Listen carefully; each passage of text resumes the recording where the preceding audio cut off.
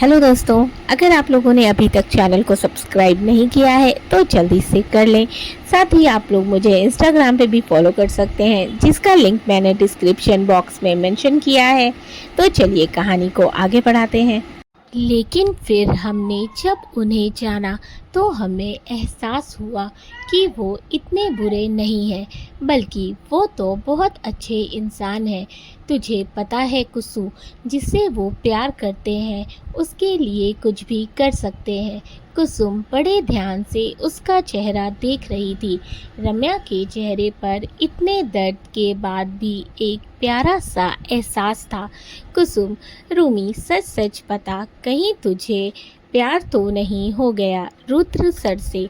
उसकी बात सुन रम्या एकदम से नज़रें उठाकर उसे देखती है, फिर जल्दी से नज़रें इधर उधर करके बोली, हमें नहीं पता, हम नहीं जानते कि हमें उनसे प्यार हो गया है, लेकिन हम इतना ज़रूर जानते हैं कि रुद्र सर हमसे प्यार नहीं करते।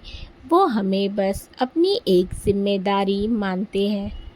ना चाहते हुए भी रम्या की आंखों से एक बूंद आंसू नीचे गिर जाता है। रम्या अपनी सोच में मग्न बालकनी में खड़ी खाली आसमान को देखते हुए बोली, दुनिया वालों के लिए हम बस उनकी पत्नी है।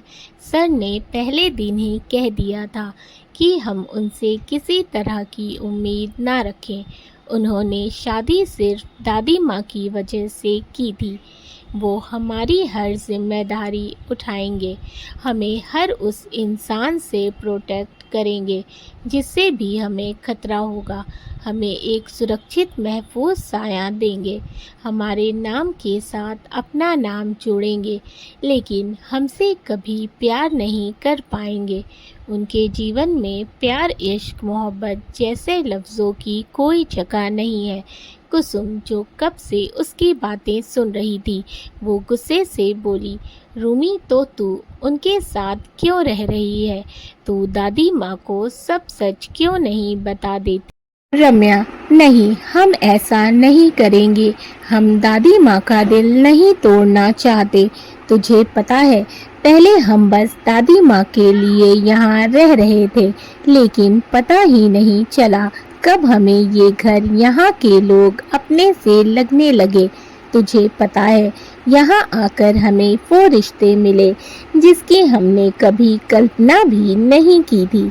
दादी माँ, कार्तिक भाई, सुमेर सब बहुत अच्छे हैं। कुसुम, और रुद्र सर, वो कैसे हैं तेरे साथ? रम्या उसकी बातों पर कुछ पल सोचने लगी। उसकी आंखों के सामने वो सारे वक्त घूम गए जितने भी उसने रुद्र के साथ बिताए थे।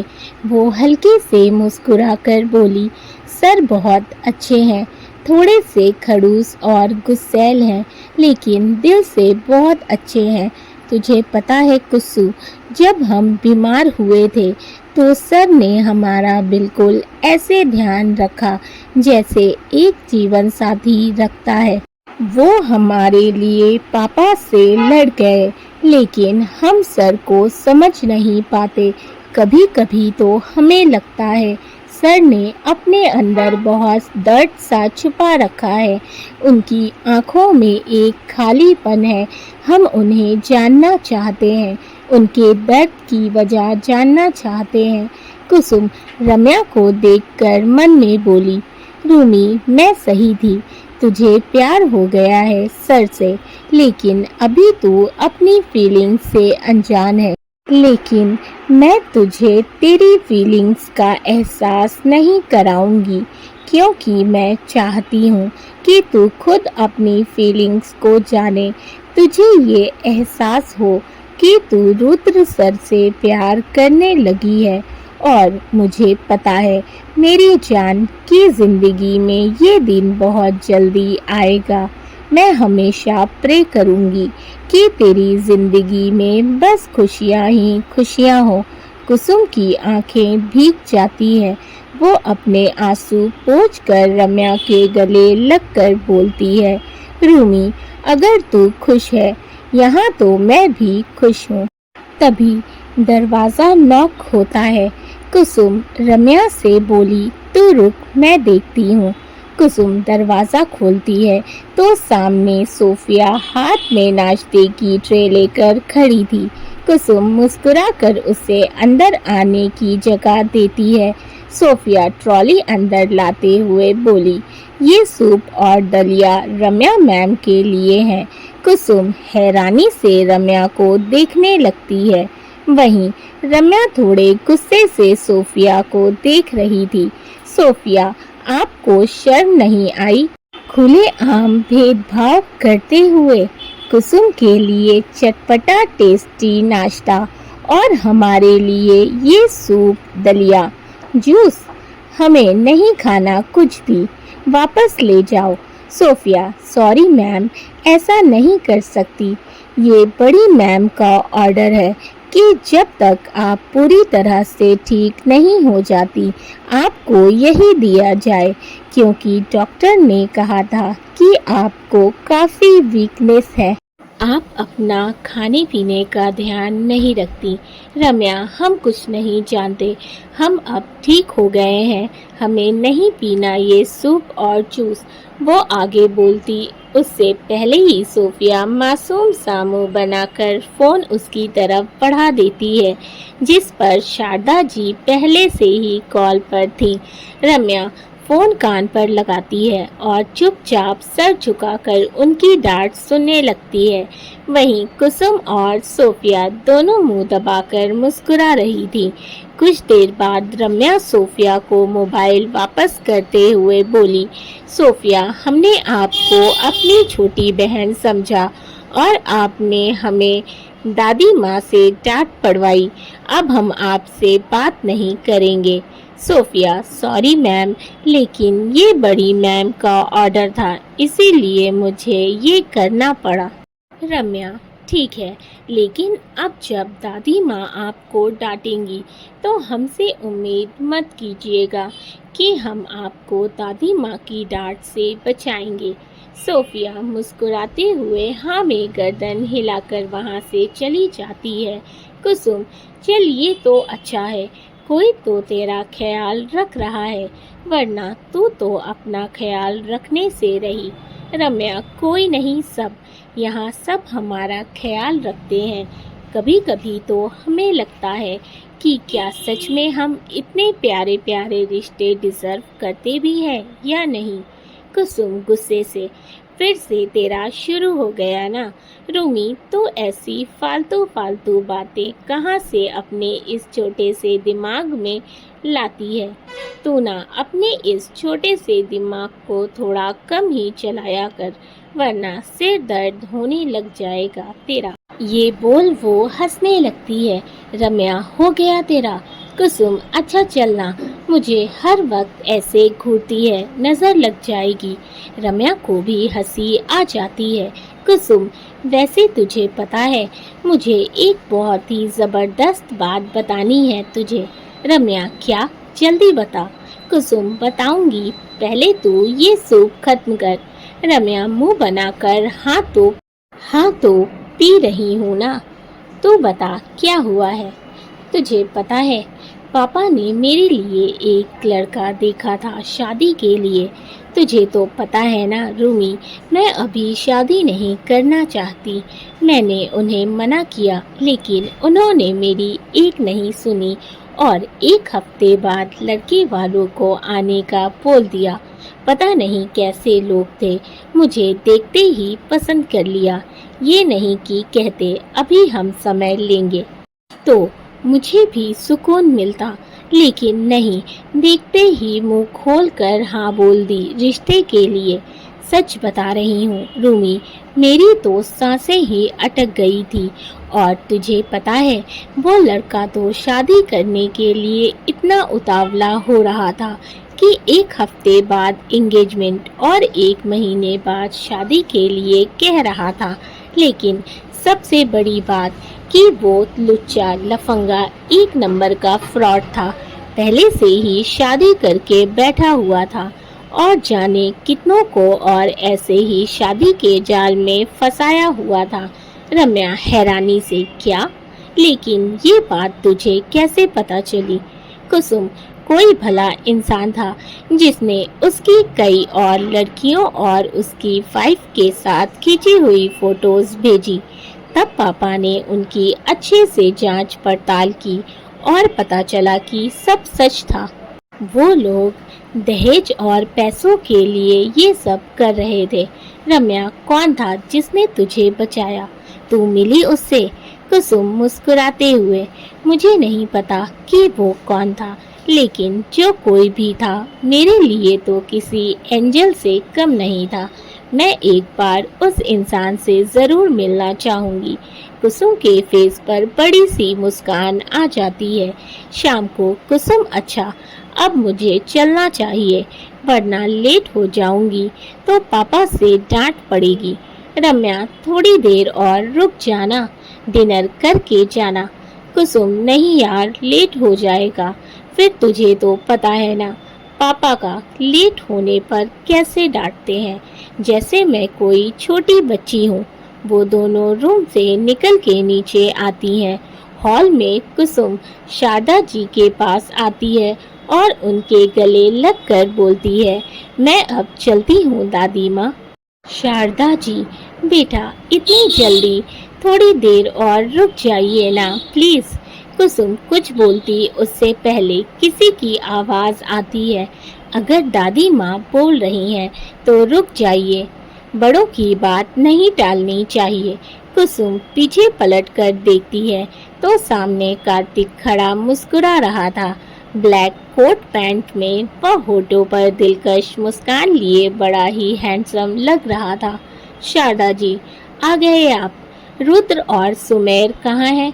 कार्तिक अंदर आते हुए बोला, वो भी बस आ रहे हैं दादी माँ। तभी रुद्र और सुमेर भी अंदर आते हैं। सभी सोफे पर बैठे थे। शारदा जी, रूमी, कुसुम, आप दोनों क्यों खड़ी हैं? इधर आइए, हमारे पास बैठिए।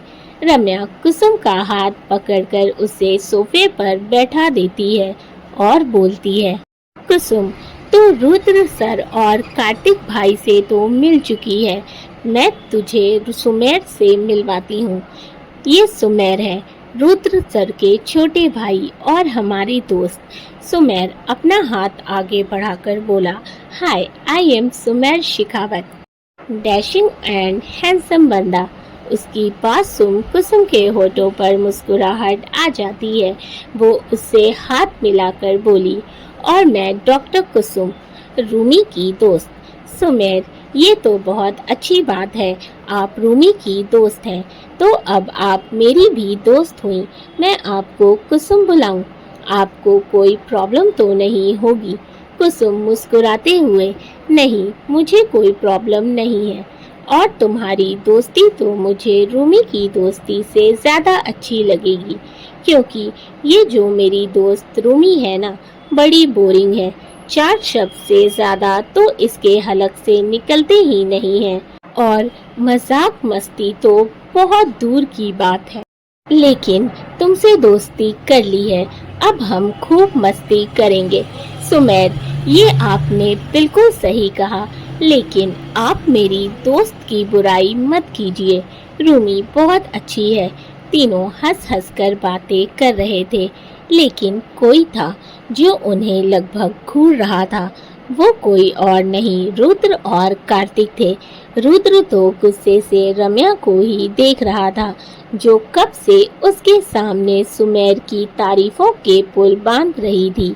अब बेचारे को कितनी जलन हो रही थी, ये तो वो कैसे बताता उसे। वही कार्तिक जो गुस्से से सुमेर को देख रहा था, क्योंकि वो कब से कुसुम से हंस हंस कर बातें कर रहा था, जो बेचारे कार्तिक को हजम ही नहीं हो रही थी। कुसुम, अब मुझे चलना चाहिए। रम्या, नहीं तो डिनर करके जाएगी बस। रुद्र, कुसुम, तुम अपने पापा को फोन करके बता दो, वो परेशान नहीं होंगे। डिनर के बाद कार्तिक तुम्हें घर पर ड्रॉप कर देगा। ये सुनकर तो कार्तिक के मन में लड्डू फूटने लगते हैं। वो मन ही मन रुद्र को ढेर सारी दुआएं दे रहा था। सबके कहने पर कुसुम मान जाती है। सब साथ में डिनर करते हैं। फिर कार्तिक कुसुम को घर ड्रॉप करने के लिए चला जाता है। कार्तिक ड्राइव कर रहा था, वहीं कुसुम शांत बैठी विंडो के बाहर देख रही थी। कार्तिक उसे शांत बैठा देख उससे बात करने की सोचता है। वैसे तो उस कुसुम के बारे में पहले ही सब कुछ पता था, लेकिन अभी उससे बात करने के लिए उसे कोई टॉपिक चाहिए था। वो कुछ सोचकर बिल्कुल अनजान बनते हुए बोला, वैसे आपके घर में कौन कौन है? आई मीन आपके भाई बहन कितने हैं? कुसुम, मेरे कोई भाई बहन नहीं है, मैं इकलौती हूँ और पापा के साथ रहती हूँ, माँ नहीं है। ये सुनकर कार्तिक कहता है, ओह आई एम सॉरी। कुसुम हल्के से मुस्कुराकर, इट्स ओके। कार्तिक कुछ आगे बोलता उससे पहले वो बोलती है, सर आप यहीं रोक दीजिए, मैं यहाँ से चली जाऊंगी, आगे से दूसरा मकान है मेरा। कार्तिक हाँ में सिर हिलाकर कार रोक देता है। कुसुम नीचे उतरकर उसे थैंक यू बोलती है और जाने लगती है। तभी कार्तिक बोलता है, वैसे आप मुझे सर की जगह अगर कार्तिक बोलेंगी तो मुझे ज़्यादा खुशी होगी। कुसुम बस मुस्कुरा देती है और वहाँ से चली जाती है। कार्तिक गाड़ी में बैठ उसे जाते हुए देख रहा था। जब तक वो अपने घर के अंदर नहीं चली गई, तब तक कार्तिक ने उससे एक पल भी नजरें नहीं हटाई। कुसुम के जाते ही कार्तिक मुस्कुराते हुए वापस से गाड़ी स्टार्ट कर देता है। देखते ही देखते इसी तरह दिन बीतने लगते हैं। अब रम्या पूरी तरह से ठीक हो गई थी और फिर से ऑफिस भी जाने लगी थी। इतने दिनों में अगर कुछ बदला था तो वो रुद्र के हालात और उसके जज्बात। वो रम्या को खुद से जितना दूर रखने की कोशिश करता, उसे अपने दिल के उतना ही पास पाता। रुद्र जितनी भी कोशिश कर ले कि वो कमज़ोर ना पड़े, लेकिन अपने दिल के आगे हार जाता। रुद्र और रम्या दोनों ऑफिस से बाहर आते हैं। रुद्र का फ़ोन रिंग होने लगता है। रुद्र रम्या की तरफ देखकर बोला, तुम पार्किंग एरिया में चलो, मैं कॉल अटेंड करके आता हूँ। रम्या हाँ में गर्दन हिलाकर पार्किंग एरिया की तरफ बढ़ जाती है। वो गाड़ी का दरवाज़ा खोल के बैठने वाली थी कि तभी कुसुम की कॉल आने लगती है। रम्या कुसुम से बातें कर रही थी, लेकिन नेटवर्क इशू होने की वजह से आवाज़ साफ नहीं आ रही थी। रम्या पार्किंग एरिया से हटकर थोड़ा दूर आती है। वो कुसुम से बात कर रही थी कि अचानक उसका फ़ोन स्विच ऑफ हो जाता है।